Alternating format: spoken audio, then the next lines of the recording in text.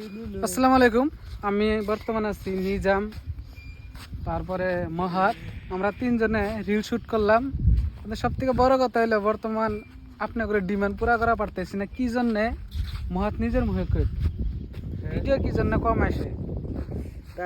আমার পরীক্ষা দেয় অ্যাকচুয়ালি মহাত এবং এই নিজামের মেট্রিক পরীক্ষা 15 ফেব্রুয়ারি থেকে এক্সাম শুরু হয়েছে। কালকে একটা এক্সাম গেছে এবং আজকে বন্ধ, এবং আবার সোমবার থেকে স্টার্ট হবো। তার জন্য আমার ভিডিও কম আসতেছে। আর সব থেকে বড় কথা হলো মেন আমার যেটা অ্যাক্টর আছে মিস্টার তহিদুল খুবই একটা ব্যস্ত।